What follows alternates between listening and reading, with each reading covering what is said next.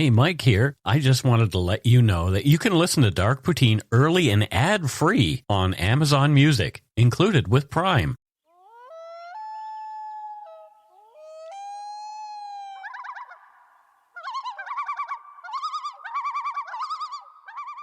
Welcome back to Dark Poutine. I'm Mike Brown, creator and host. With me, now becoming, of course, is my good friend Matthew. Hello. I'm glad you're here again, Matthew. I'm glad I'm here again as well. Did you get schwitzy and sweaty during the heat? Oh, yes. Yeah, because you guys don't have air conditioning in your apartment entirely. We have one room, and the fan broke on the first day, and then the ice maker broke in the fridge the second day, so it wasn't fun. Oh my gosh. And did Steven do all right in the heat? Oh, the poor boy. Yeah. Yeah. He suffered a little. Yeah, he spent most of the time in the one room with air conditioning. Oh, well, good for him. Yeah. Smart dog. He is. The views, information, and opinions expressed during the Dark Poutine podcast are solely those of the producer and do not necessarily represent those of Curious Cast, its affiliate, Global News, nor their parent company, Chorus Entertainment. Dark Poutine is not for the faint of heart or squeamish. Our content is often intense, and some listeners may find it disturbing. We're not experts on the topics we present, nor are we journalists. We're two ordinary Canadian schmoes chatting about crime and the dark side of history. Let's get to it.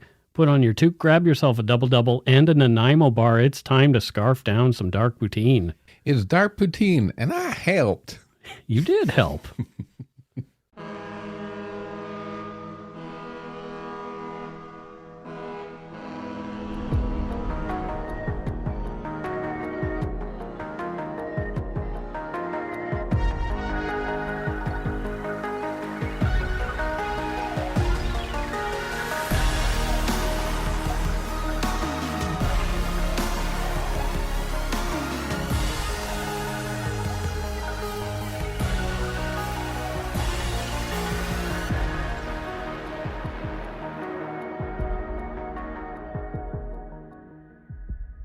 Before we launch into the story, we want to say thank you and merci beaucoup to Dark Poutine listener Valerie LeMay for suggesting this case in the case suggestion thread on our Facebook group, Yumberyard 2.0. Our listeners have led me to some interesting stories and down some crazy research rabbit holes like this one. Please keep it up. If you have a case suggestion, please email the show at darkpoutinepodcast@gmail.com or join the Yumberyard and make a suggestion there in that thread. Thanks again, Valerie. This story was just too compelling to pass up. On July 3, 1979, a pair of typical Montreal teenagers, Chantal Dupont, 15, and her friend Maurice Marcil, 14, went missing as they walked home from a concert. Their loved ones had no idea what had happened to them. A week later, they heard the news they dreaded. The bodies of Chantal and Maurice were discovered in different spots along the banks of the St. Lawrence River. The details of how the pair ended up in the water and the events leading up to their murders are horrifying. This is Dark Poutine episode 177, The Jacques Cartier Bridge Murders, Chantal Dupont and Maurice Marcil. The crowds packed the concert venue at La Ronde on Île Sainte-Hélène. The island sits on the St. Lawrence River and connects Montreal and Longueuil by way of the Jacques Cartier Bridge, which crosses the island. Everyone was there that night to see French-born singer Gérard Lenormand. It was a mild but overcast night for July. Thankfully, there'd been no rain that day. According to an issue of the Montreal Gazette released on that morning, many Canada Day festivities had been rained out 2 days prior. The article said that, quote, umbrellas had outnumbered flags as Montrealers celebrated Canada's 112th birthday.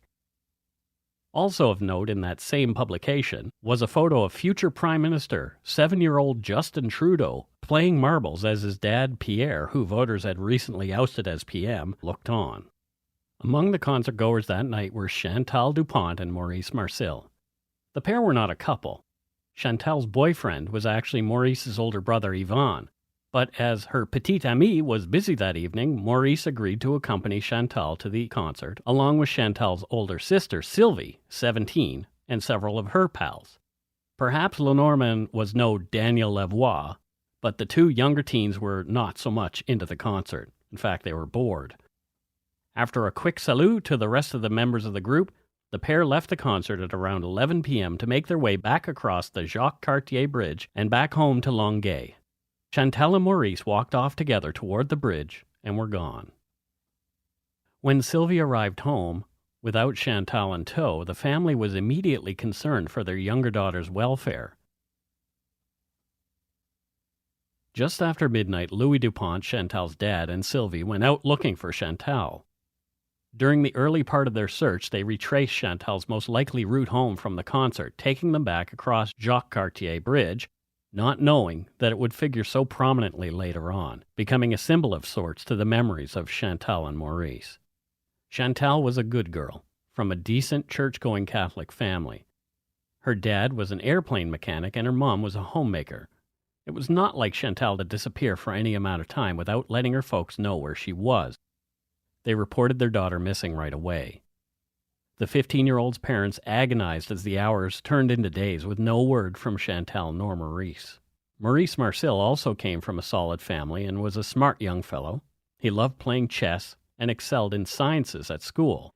He had physical challenges due to a form of cerebral palsy, and he was partially paralyzed and walked with a noticeable limp. In a 2009 interview with reporter Michel Ouimet for La Presse, Maurice's older brother Yvan, who was 18 in 1979 and Chantal's boyfriend, spoke of his family's reaction to the disappearance.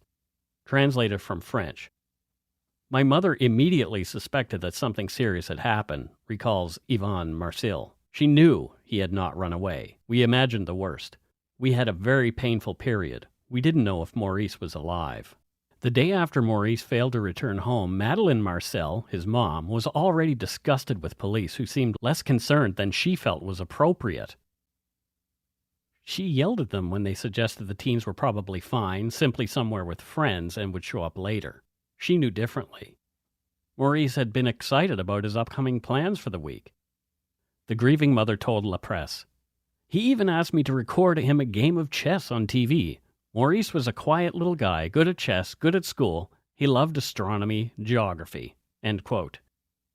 Maurice's father, Gregoire, recalled his wife's upset with what she perceived as a lack of action by local police. She wanted them to do more, to call out every available member of the Canadian Armed Forces if they could, and use them to search for her son and his friend Chantal. She even reached out to members of Parliament and distributed Maurice's photo to everyone she met during the search. That's the type of mom you want. Yeah, that is the type of mom that right? you want. Like, I'm not a parent, but I can imagine if my kid went missing, I'd be like, bring out the National Guard, right? Yeah. Like, just every single person, stop what you're doing to help. Mm-hmm. She's great, right? Because, police, like, as you know, Yes. they get tunnel vision sometimes. They definitely do, and it's because they have seen things like this over and over and over again. So it's not, I'm not Yeah. dissing the police here. Right. I'm just saying she wanted as much help as possible. And I can't imagine, right? If your child goes missing, Mm-hmm. it would be weird to not, you'd think the whole world should stop, right? Right? Yeah. Because it's so important. Yeah, because it, you Yeah. know, to her 14-year-old son Yeah. had cerebral palsy. Sounds like a great kid, though. Yeah, smart kid, not Smart somebody kid. who would go missing. No, absolutely. He's not the runaway type at all, right? No, neither of them were. No. So Both families and many other friends pulled out all the stops and put their lives on hold to search for Chantal and Maurice. In the week that ensued, Madeleine Marcil was at the end of her rope and willing to try anything to find Maurice. She even considered going to France to enlist the help of a famous psychic who had helped other families find their loved ones. Madeleine turned to dowsing by way of a pendulum wrapped in a piece of Maurice's clothing to aid in the search for her son. There is some interesting science to report around this technique, although the jury is still out in regard to its factual efficacy. Using what is called the ideomotor phenomenon discovered in 1852 by psychologist William B. Carpenter, according to a 2005 article by John Jackson of critical-thinking.org.uk, quote, "Ideomotor actions are unconscious involuntary motor movements that are performed by a person because of their prior expectations, suggestions, or preconceptions. Jackson cites water dowsing with rods as an example that even a complete novice can experience the phenomenon using dowsing rods provided they are aware of an underground water source. He goes on to point out that this is done unconsciously and that the dowser is not consciously forcing the rods to cross. The same phenomenon, it is believed, is behind the movements of the planchette on a Ouija board and the use of a pendulum to determine sex of an unborn child and other related techniques, where bypassing conscious awareness and biases of an individual and tapping into the subconscious might lead to a more effective result. My great-grandfather could do this. Your great-grandfather could do this. And I saw it with my own eyes. It was amazing. So we were building like a patio, and we needed to know where these tiles underground were, because we couldn't go. And he just walked out with this V-shaped wood thing and just started walking. It just went zhunk down, and he took a metal rod and went cling, cling, cling. There's one right there, and then kept on going. It, like literally every time he stopped, it was exactly where one of these things that had water in them was supposed to be. That is pretty amazing. Yeah. Yeah. So I have seen dowsing on television, but I've never seen it live like yourself, that's kind of cool. That it was amazing. You get to see that. I still kind of wonder if it's like, what is the real science behind it? Because something's happening. No idea. All I know is I saw it with my own eyes. I like idiomotor phenomena, though. Idiomotor phenomena. Yeah. In my case, it would be idiot motor phenomena. Idiot moron phenomena. Oh, dear. Oh, no. In the case of Maurice Marcil's disappearance, the pendulum pointed toward the waters of the St. Lawrence River. Sadly, a week after his disappearance, that's where Maurice was discovered, just over 24 kilometers down the river from the Jacques Cartier Bridge, near Lanoraie. Less than 24 hours prior, the body of a female, who would later be identified as Chantal Dupont, was also recovered from the river near Pointe-aux-Trembles in East Montreal. The grim task of identifying the two bodies was left up to the families of the teens. Corpses that have been in the water for a full week in the heat of the summer can decompose quickly. Both the sight and smell of the bodies would have been tough for even the most seasoned death investigators, but for the uninitiated families, it had to be terrifically traumatic. Grégoire Marcil confirmed this in an interview with La Presse. Quote, "They opened a drawer, raised the sheet, then you look," he said. "It is shocking. The body of a drowned person in the water for a week is all bloated." End quote. Autopsies of Maurice and Chantal revealed that they had both drowned. The injuries on their bodies were also consistent with having fallen from height into the river. Chantal's ribs and spine were broken along with other devastating injuries. Could they have fallen or jumped from the Jacques Cartier Bridge for some reason? A tragic accident? Neither were known to be risk-takers or daredevils. Maybe it was a double suicide. Not likely, as both had lots to live for, plans for the future, and no history of documented suicidal activity or depression. Pathologists determined that there had been foul play. While still alive, both teens had been roughed up and strangled with a ligature, most likely a rope. Both had gone into the water alive and possibly unconscious. Things darkened even further when Chantal's body also revealed that she had been raped before her death. While the post-mortems were being performed downstairs in the morgue, upstairs at 1701 Rue Parthenay, the Montreal headquarters of the Sûreté du Québec, two men were being held in custody on suspicion of another rape and armed robbery on the Jacques Cartier Bridge. The similarities between that case and this one disturbed detectives, the only real difference being that the other case, having taken place around the same time as the deaths of Chantal and Maurice, is that the one they were being held for had not ended in murder.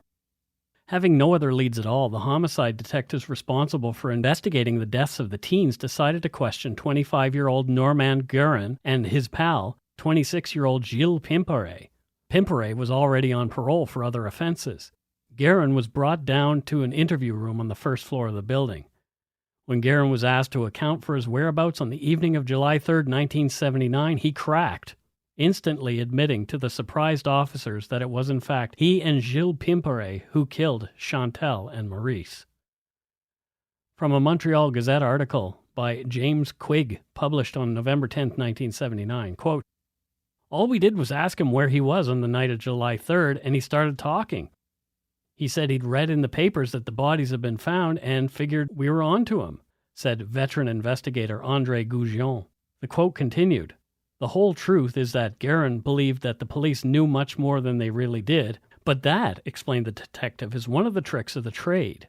Quote, you always try to look confident, even when you don't know a thing."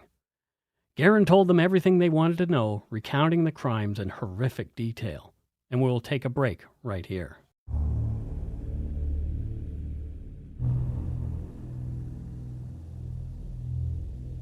And we're back. Now, what are your thoughts on this episode so far, Matthew? How old were they? 14 and 15? Yeah. Just every time. Yeah. Because they're just at the beginning of becoming their own little human adults, right? Right. And there's so much ahead of them that stories like this always really bother me.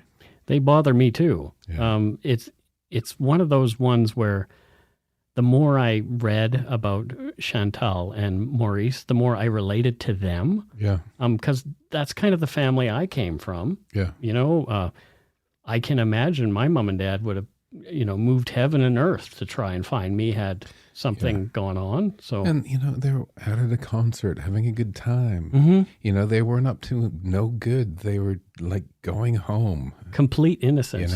Complete. Not that any victim is ever an not innocent victim, right. but Yep. this is like, come on, these are just young kids having a good time, going home. Yeah. Right? Yeah. Yeah. It's just like every time you think, well, what did they do to deserve that? Because they did not. And that's I guess the senselessness of crime. Yeah. Just people don't do anything to deserve. It just comes out of the blue. Yeah. Right? And I think that's why I guess I have to believe in evil in a way, is the evil of those two individuals who we'll find out perpetrated this crime. Yeah. Guerin's family, although not wealthy, were not violent and abusive, in contrast to Gilles Pimperet's horrific upbringing. Normand Guerin was close with his 4 siblings, especially with his identical twin brother. For years after Normand's arrest, people on the street would jeer at his twin brother, recalling Normand's photos from a very public trial for the murders of Chantal and Maurice. Normand's twin eventually died by suicide after ending up in jail himself, committing a crime in a failed attempt to be reunited with his twin brother behind bars. It would be safe to presume that the horror of his brother's crime, the loss of a twin who was tossed behind bars, and the public's continued taunting of him as having the same blood and looks as Normand was too much for him to bear. Normand Guerin was still a young boy when his father died, and he blames that occurrence as the reason for his crime spree, and also claims that he had no real direction after that. Normand's mom tried her best and was concerned for her son early on, especially of his associations with people like Gilles Pimperet. But Normand Guerin was not listening. He was unable to resist a thrill that came with committing more and more violent crime, as well as the lure of drugs and booze. Normand Guerin's mom was devastated after learning of her son's involvement in the horrific crimes and refused to visit him for a time, but later agreed to see him and went to the prison to be with her boy. Pimperet, on the other hand, was a real bad apple, the oldest of the male children in the family, with 5 siblings in total. He'd been in and out of trouble for years, mostly in. Raised by physically and emotionally abusive parents in a poor section of Montreal, Gilles Pimperet was an angry man. Gilles' father, a laborer, would come home cranky and beat up on his kids. Gilles claimed that he often got the worst of it. Gilles passed on the violence received at the hands of his parents like hand-me-downs to the other kids in the family. He was only 12 years old when he threw a knife at one of his sisters and intentionally burned another sister's arm. Pimperet decided to escape from his family home at 14, couch surfing at houses of anyone who'd take him in. Around that same time, he got into trouble at school. After he beat the crap out of one of his teachers and was sentenced to a stint in reform school, he continued to be a problem there for staff and other students.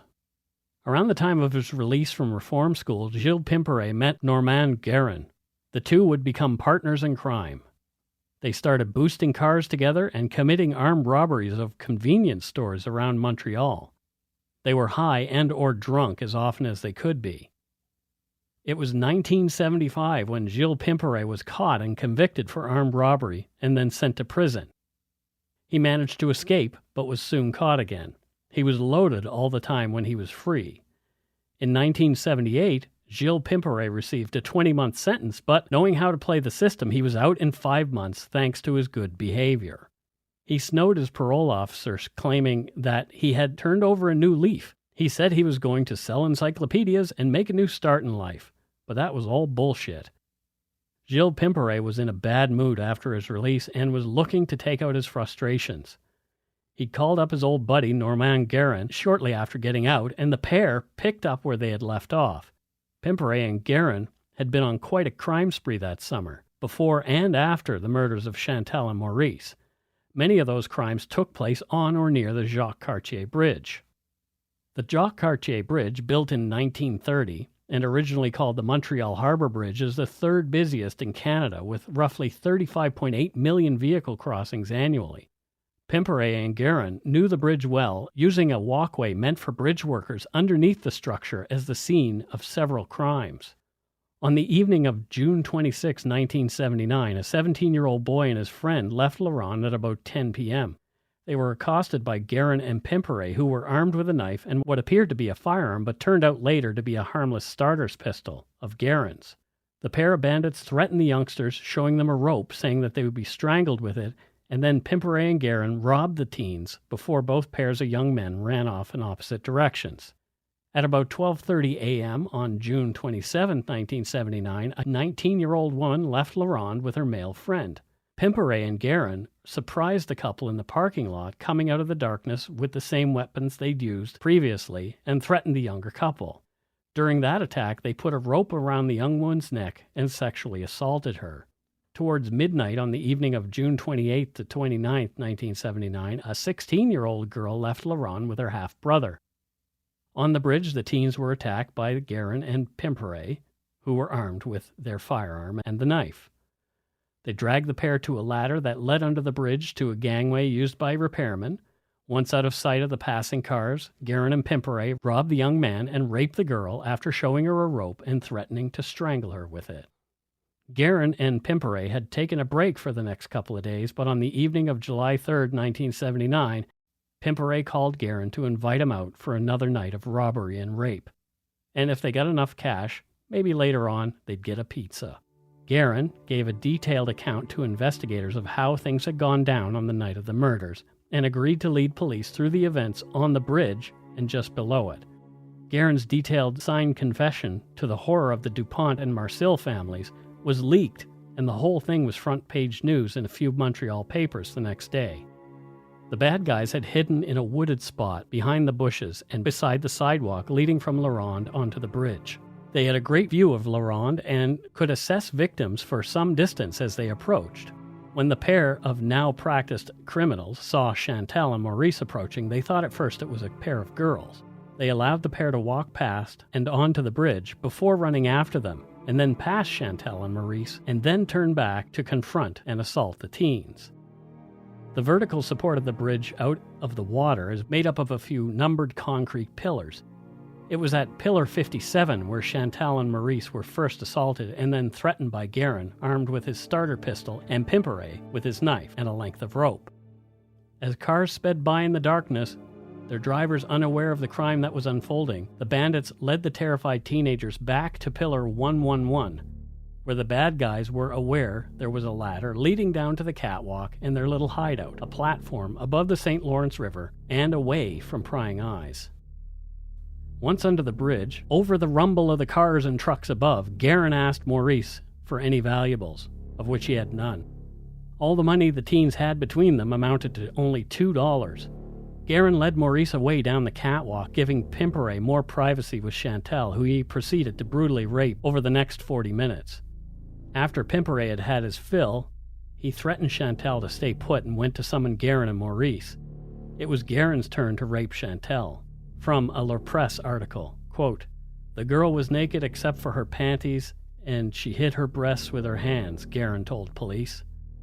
"There, Gilles Pimperet told me, 'It's your turn.' There I raped the girl," end quote.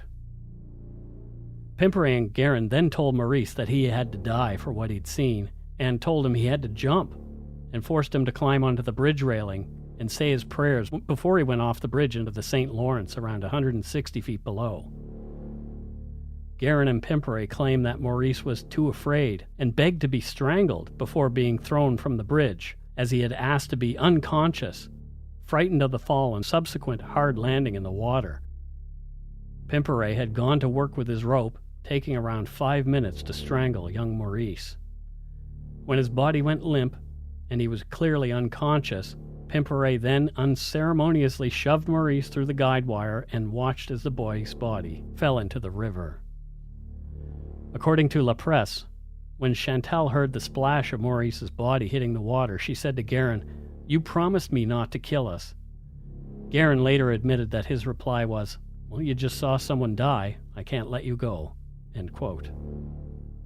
Pimperet strangled Chantal unconscious as well, but she did not go out easily. She put up a mighty struggle, according to Guerin. When she was unconscious, Guerin and Pimperet tossed Chantal's body over and left, walking back into Montreal. At around 2:30 a.m., only hours after the murders, Pimperet and Guerin mugged a 65-year-old woman as she was putting the key into the lock to enter her home in Montreal. Pimperet threatened her with his hunting knife and wrapped his rope around the woman's neck and began to squeeze. Guerin interjected and called Pimperet off. According to the survivor of the attack, Guerin had said, "No, not a third one."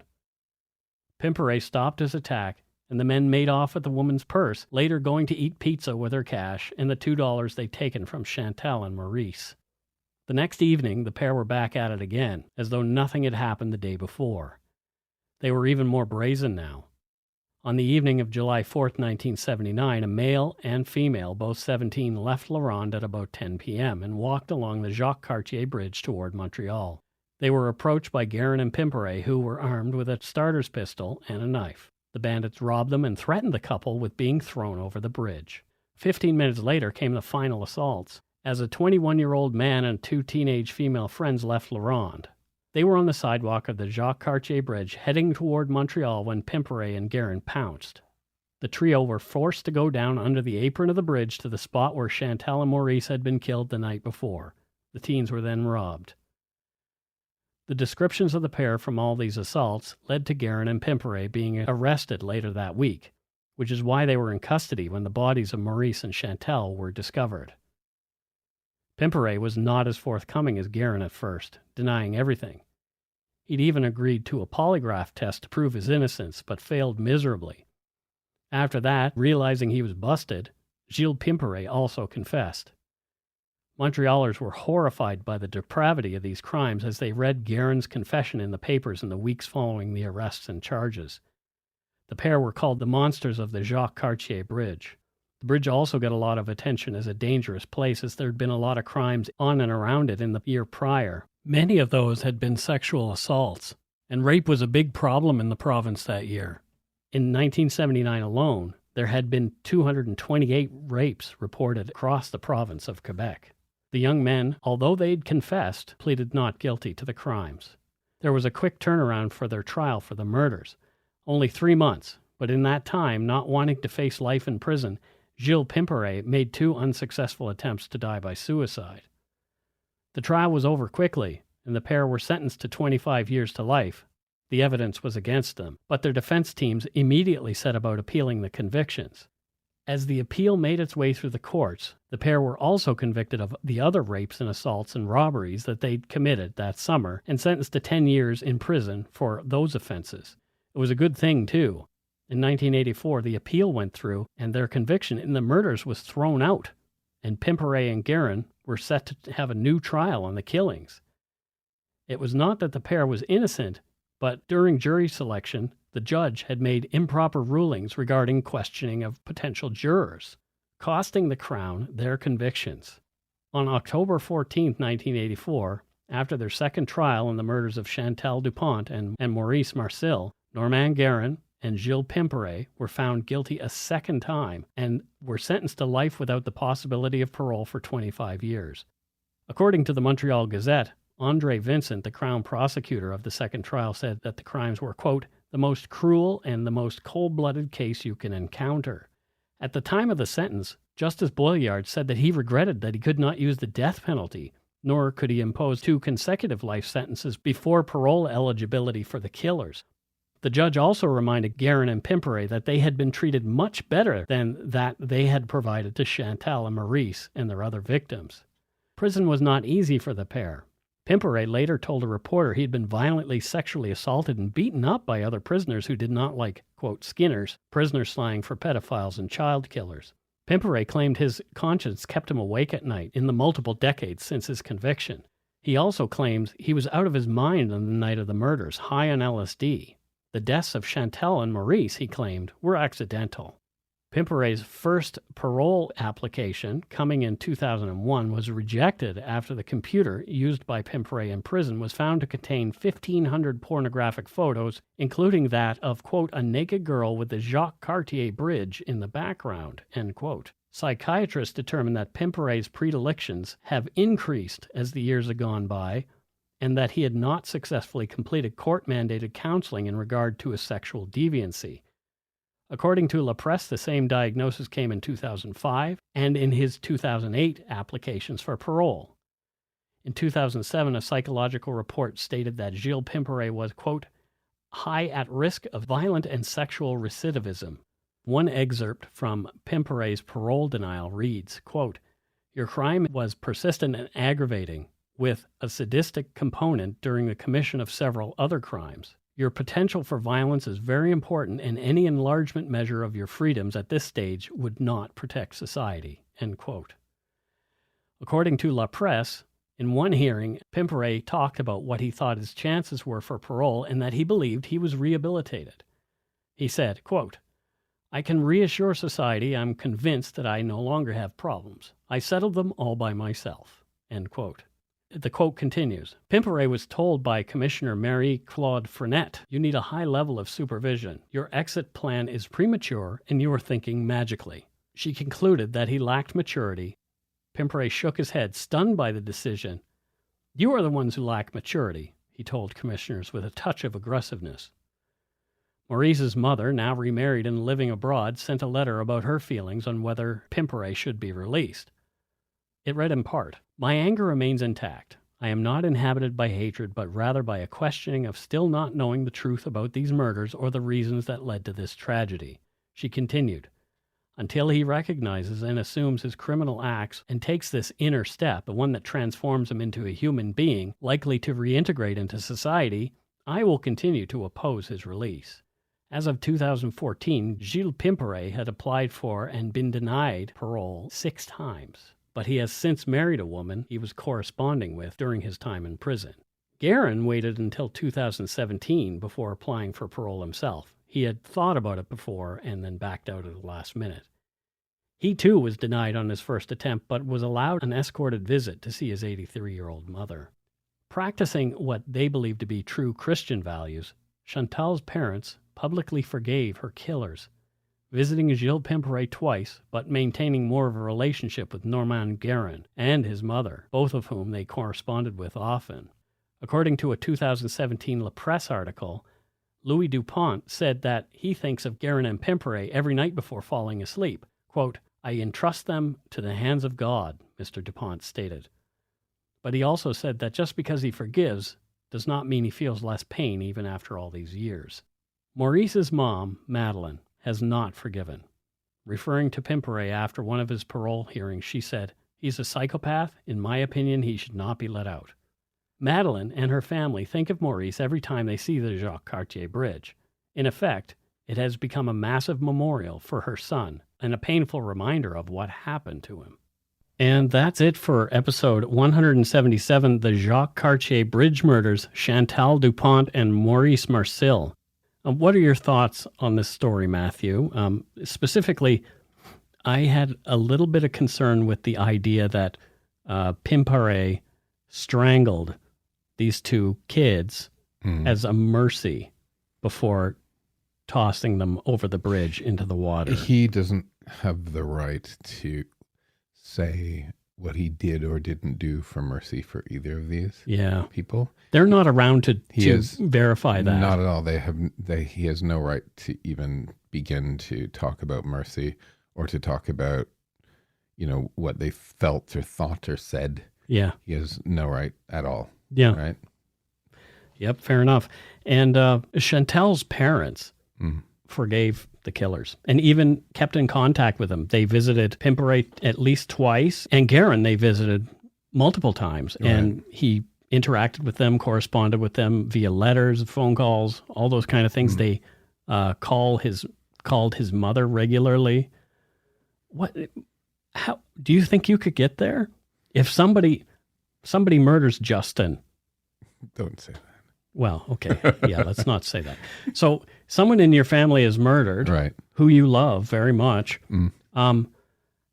Do you think that forgiveness is a possible thing for you? I know for me, it would be something I would attempt because of I would want to release the anger because it's unhealthy for me. And there you go. Forgiveness is for you. Yeah. It's about freeing you, not about freeing them. Right. Because they have to deal with what they've done regardless. It's between their ears. Exactly. And forgiveness is for them. Yeah. So people, sometimes I've seen people get angry at other people who like have forgiven killers of their kids or family members. Yeah. I'm like, no, that's deeply personal. That's up to them. Right. And I would like to think that I'd have the higher mind to get to that point. Mm-hmm. Yeah. I would work on it. I would work on it. Yeah, I don't know because holding on to that stuff, yeah, it just would slowly kill you as well, right? Yeah, oh, for sure. Yeah. I have held resentment before in my life, and it was literally killing me. What's that old saying? It's like drinking poison and waiting for the other person to die. Exactly. Yeah. Exactly. So it'd be hard though. Yeah. I mean, it would still be painful. Louis. The pain would never go away. Yeah. Louis Dupont talks about, actually it was, Mr. Dupont talks about still feeling pain for his daughter being gone so young, but he doesn't feel the hatred and the anger anymore. Life is pain, but life doesn't have to be hatred. Right. Yeah. Right. I think it's actually quite a beautiful thing that he got to that point. Do you have any other sort of comments on this? It's just it's such a waste. Yeah. Sorry. I mean, you've probably said this in many shows, but the more that I do them, the more I sit there and just go, oh my God, it was such a waste. And these guys were like just terrorizing that area. Yep. Like, all the shit they were getting up to. Mm-hmm. Just like, that's just unfathomable. So yeah, it was more than, I mean, the two victims who died were obviously, that is the biggest tragedy out of the whole thing. But then there were these 9 other people I know who were a part of this case sort of tangentially, and a part of their own cases directly. And they had to go on with their lives too, knowing that 2 killers had done that to them. And it's just, and you've talked about this before, the ripple effect, right?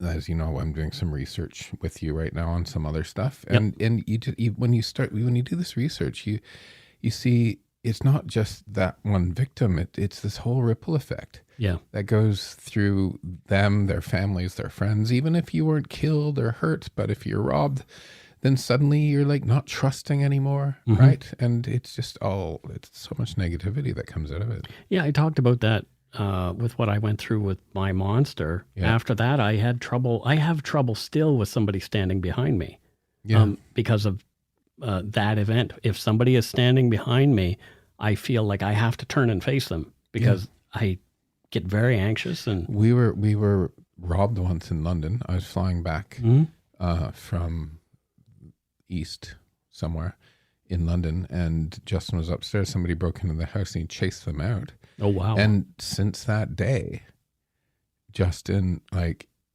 we have like a patio door on the 39th floor to the balcony that he locks at night. Nobody, like, Spider-Man would be able to get in. He still locks it though, because this happened. Yeah. Right? Yeah. Fear is not a logical response. No. And it's a response to trauma usually. Yeah. He was alone in the house. It scared the shit out of him. He did run partway naked down the street chasing the guy though. Well, that's funny. It's hilarious, isn't it? And Justin can run too, so. Yeah, he's in shape. Oh, dear. Well, let's move on to voicemails. If you're so inclined, you can leave us a message at 1-877 What's that number again? Oh, fuck. 1-877-327-5786 or 1-877-DARK-PTN. PTN. If you're stumped for what to chat about, a quick story is welcome. Try to keep it under 2 minutes, and often the best ones have been written out beforehand. We'd love to hear from you regardless, even if it's just to say hi and to tell us to go shit in our hats. Here's our voicemails. This first one is somebody who I didn't know before, so let's listen. Hey, Mike and Matthew. This is Cole calling. I've been listening to the show for quite some time, but I'd never gotten around to calling till now. Dark Poutine was the first podcast I listened to. It's still my favorite. I look forward to every episode. Every Monday, Mike, you may actually remember meeting me and my girlfriend at the live show in Vancouver. I was the guy who grew up in Vanderhoof, where the case you guys took place occurred, and that's actually where I'm calling from right now, up in Vanderhoof. Anyway, just wanted to say I love the show. I look forward to it. Keep up the good work, and if you guys could do me a favor, just maybe take the nearest piece of headwear you have and lay a steamer in it for me. Thanks, boys. Lay a steamer in it for me. Lay a steamer. Is it, his name is Cole? Yes. That's a good name. I remember him and That's his a good girlfriend. name. Yeah. It's like solid Cole. Right? It's a Cole. Yeah. That's a good. Yeah, he could be like Hollywood. He wouldn't have to change his name. Cole. Like Cole. Yeah. Yeah, my name is not very Hollywood. Mike Yours is pretty Brown. good. Matthew Stockton. I wanted to change my name to Maximilian when I was a kid. Oh, gee. Wow. Where did that come from? The movie Black Hole? Black Hole. Yeah. The evil thing. Max Shell. I wanted to be called, and I wanted it shortened to Max Metropolis. Yeah. Oh, wow. Max Metropolis. My nephew's name is Max. Okay. Yeah. Is it short for Maximilian? I don't know. Sakes. But call and ask. I could call and ask, but I didn't. Let's call them now live. No, let's not. Okay. I don't know if they'd answer because it would come up like unknown number. Oh. Yeah. There's all, yeah, whatever. Okay. That's for another episode. Here's our next voicemail, and this one came to us a couple of weeks ago. Take a shit in your hat. Okay, now that I got that over with. My name is Christine. I called in last week, but I couldn't spit out my message properly, so here's take 2. I am a housekeeper, and I listen to podcasts while I work. Thank you for keeping me entertained and passing the time as I scrub poop out of toilets. Back in 1999, I had my first son. He was maybe a month old when one day my husband, who is now my ex-husband, left our apartment to go get some groceries and was violently pulled from his bicycle and thrown to the ground and held at gunpoint by several police officers. Knowing nothing about this, I received a phone call from the police telling me to find some shelter with my baby away from the inside walls of the building, as there was an armed man somewhere in the building. Freaked right out, I held my baby and hid beside my bed by the window, and about half an hour later, police officers came into my apartment and escorted me out of the building and down the road, where I found my neighbors all gathered in a yard waiting. Inside the building, in the apartment across from me, they found the armed man hiding inside a couch, and I still don't understand what that means, how somebody can actually be in a couch. The man was Stephen Reed, and this was his last bank robbery that took place in Victoria.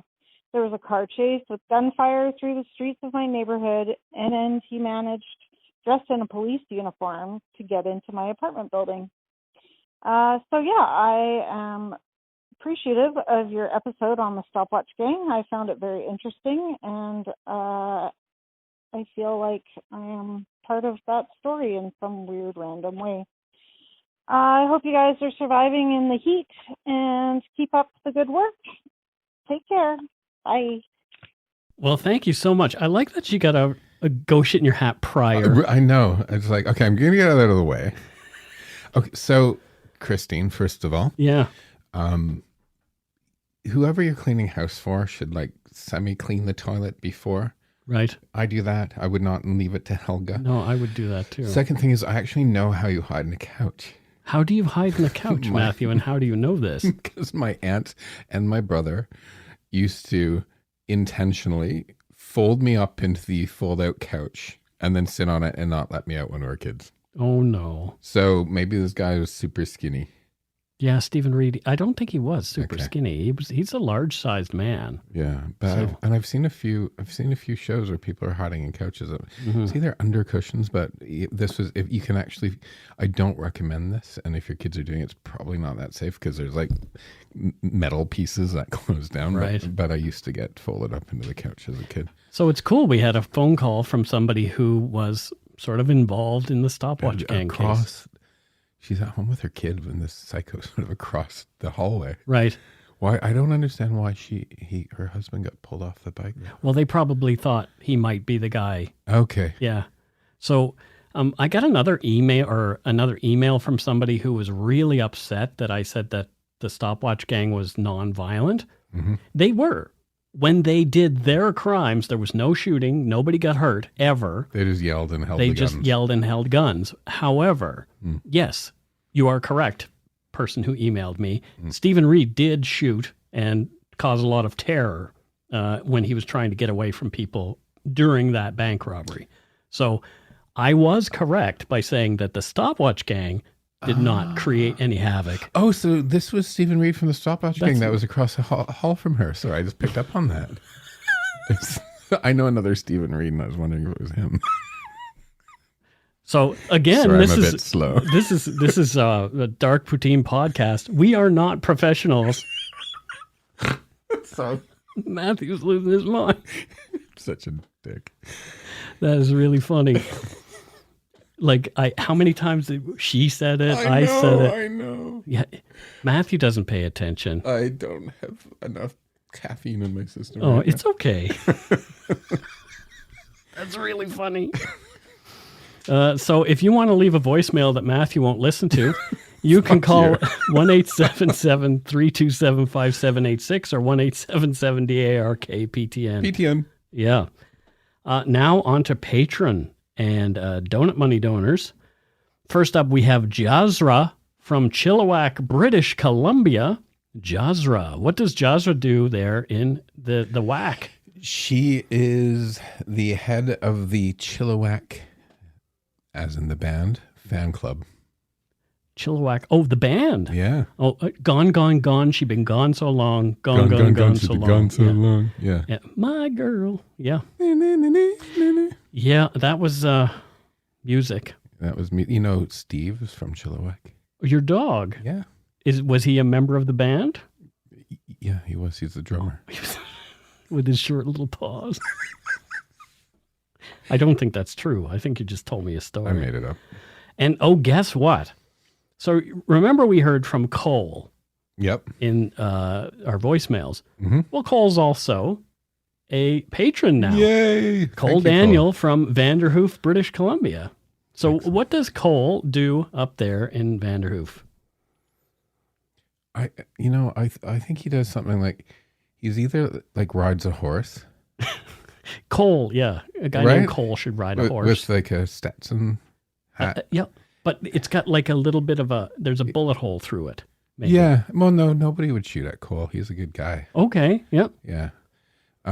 So he rides a horse. That's not a job. Well, it is, I guess, technically. Well, he's like a ranger sort of thing. That's what I think he does. Okay. Yeah. So he's out ranging. Yeah. Wearing those chaps. Chaps. Are there pants on underneath the chaps? Jeans. Okay, Yeah, because don't be there pervy. are chaps that... Well, all chaps by their nature are assless, but you're supposed to wear your jeans underneath them. Right. Anyway. Do you have chaps? No, I don't have chaps. Have you ever? Yes. Oh, you heard it here first, folks. Matthew has owned a pair of chaps in the past. Assless chaps. Wow, boy. Anyway, we've just made Cole seem all dirty somehow. He's not, though. I know. He's a good guy. He's a patron of the show. I was saying he keeps a place safe up there. Good. Yeah. Thanks, Cole, and thank you for becoming a patron. Thank you, Cole. Next we have from Tulsa, Oklahoma. Stay away from those tornadoes down there. Sarah Darby. Sarah Darby. What does Sarah do in Tulsa? She runs the Oklahoma Derby. What's the Oklahoma Derby? Well, it's like the Kentucky Derby, but it's in Oklahoma. But that's a derby, not a derby. If you're North American, it's a derby. If you're from the UK, it's a derby. Oh, really? Yes. Well, you're a fancy man. So she runs the Oklahoma Derby. Yep. But don't they run pigs instead of horses? Ostriches. Oh, wow. Yeah. Yeah, that's cool. Mm-hmm. Ostrich. You know you can be kicked to death by one kick from an ostrich. Just the one kick. Just one kick. Kablooey. Wow. Yep. And is that just a random piece That's of just stuff? a random fact. I think I saw that drop out of the sky and enter your head. Things often do. I'm sure that'll be a meteor one day that does that. Yeah. Oof. And here we have one that I am not entirely sure who this person is, because their name on Patreon is only Carbon Operator. Carbon Operator? Yeah, so Carbon Operator is now a patron of the show. Is it sort of a play on human beings, or is it... Carbon Operator. Yeah, I'm trying to figure it out. What does Carbon Operator... Well, where's Carbon Operator from, first of all? Pie Town, New Mexico. Pie Town, New Mexico. Wow. So what does Carbon Operator do? Makes pies. Well, that makes sense. There's a pie town in New Mexico. How cool is that? And does it have a pie shop? It does. I think that's all there is. That's all there is a pie shop. Well, thank you, Carbon Operator. And also we missed a patron who was one of our donut money donors in May. And it came by way of the Interac transfer. Okay. And her name is Catherine McGuire. Hello, Catherine McGuire. Where's Catherine from? She's from Fort Stockton. Oh, is that where your family hails from? Or it used to be called Camp Stockton, and funnily enough, so did I. Yes. You are a campy Stockton. I can be. She's from Fort Stockton. I think that's in Texas. Oh, yeah. Okay. Yeah. And what does she do there? Guards the fort. Good for her. Yeah. Yeah. You got to do it. So thank you, Catherine. We wanted to mention before we close out the show about the wildfires that are happening right now in British Columbia. There's 77 of them right now. Yeah, it's horrific. On June 30th, a wildfire broke out and devastated the community of Lytton, BC. As many as 1,500 residents had been told to evacuate with as little as 15 minutes notice. They had to leave and flee without their belongings. So GoFundMe has set up the entire town burned down. The entire town is gone. Like literally the entire town is gone. Sorry, Mike. Go on. Yeah. So GoFundMe has set up an official site where you can go and donate to victims of the Lytton wildfire. So I will share the link in our show notes, but in the meantime, you can go to GoFundMe and just put in Lytton wildfire and you'll find it. Lytton. That's right. And they have currently raised $330,000 of a $400,000 goal. So a lot of people are being very generous. So, wow, that was tough. Thanks to all our donut money donors and patrons, past and present, for your generosity. It helps to keep the show going. You can become a patron of Dark Poutine at patreon.com/darkpoutine. For a one-time donation, you can send us donut money via PayPal using our email address, darkpoutinepodcast@gmail.com. If you don't already subscribe to the show, it would mean a lot to us if you did. You can easily find Dark Poutine on Apple Podcasts, Spotify, or wherever you get your favorite podcasts. Don't forget my book, Murder, Madness, and Mayhem, is available for pre-order on a link at the Dark Poutine website. And speaking of our website, check out darkpoutine.com for show notes and other cool stuff. Please take your time to give Dark Poutine a like or a follow on Facebook and Instagram. Most importantly, thank you for listening and tell your friends about us. Word of mouth is a powerful thing. Until we return, don't forget to be a good egg and not a bad apple. Goodbye. Goodbye.